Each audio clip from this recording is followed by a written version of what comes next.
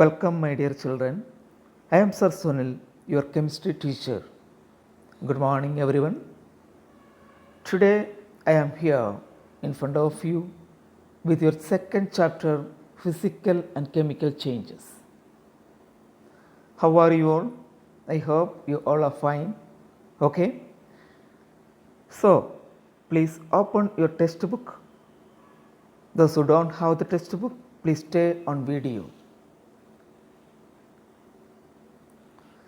Okay, students, physical and chemical changes.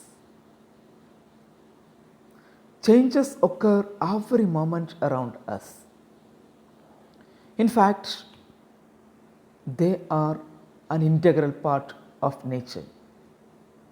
In this chapter, we will see how changes are classified and will study physical and chemical changes systematically. First of all, we are going to discuss about how changes are classified. Let us now discuss some ways in which changes are classified. First, we are going to discuss about the point reversible and irreversible changes. What is reversible change? A change is said to be reversible when the opposite change can be brought about by reversing the condition. If a change can be reversible, then we can say that that change is reversible change. If a change can be reversed. Change in state of matter are the most common examples of reversible change. Change in state of matter, solid to liquid, liquid to gas, gas to liquid, liquid to solid. So, these changes are the examples of reversible changes mainly. A solid melts on being heated and the melt solidifies, that is freezes on being cooled. So, the melting of a solid and freezing of a liquid are reversible changes. And so are the vaporization of a liquid and condensation of the vapors also reversible changes. Also, the heating and cooling of the coil of an electric heater when the heater is switched on and off respectively are reversible changes.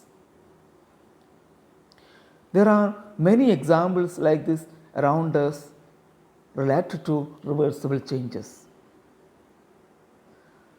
A change is said to be irreversible when the opposite change cannot be brought about by reversing the conditions. A change is said to be irreversible. If a change can be irreversible or if change cannot be reversible, then we can say that that change is irreversible change. Example, sugar when heated swells to form a brown substance which finally gets charred, that is, forms a black mass. But the charred mass on being cooled does not give back sugar. Okay? So, it is an irreversible change. And also same way, milk can be changed into cottage cheese by boiling it with some lemon juice added to it. But cottage cheese or paneer cannot be changed into milk. Curdling of milk.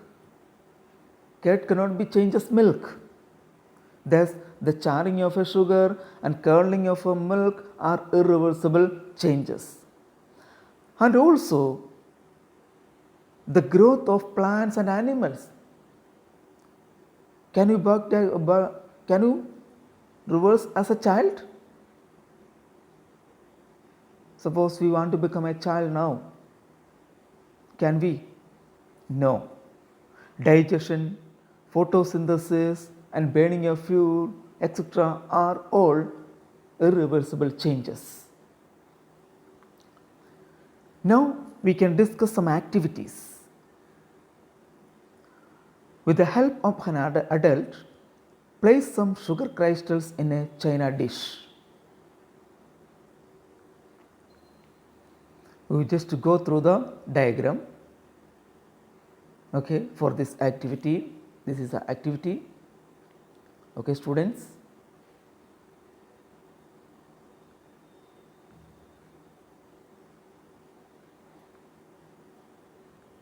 With the help of an adult, place some sugar crystals in a china dish. Heat the solid slowly and observe the changes. It swells and becomes brown and finally black. The black mass is carbon. Here you see the change of change of sugar. Sugar gets charged when heated. Our second activity is add a few drops of lemon juice to milk and boil the mixture. In a short while, a thick white substance called curd is formed. This is called the curdling of milk. Curd is entirely different from milk. You will not be able to reverse this change. You can see in the diagram the curdling of milk. This is also an example of irreversible change. Now we will have the topic periodic and non-periodic changes. Okay, this portion we will discuss tomorrow, this time of wind of the class.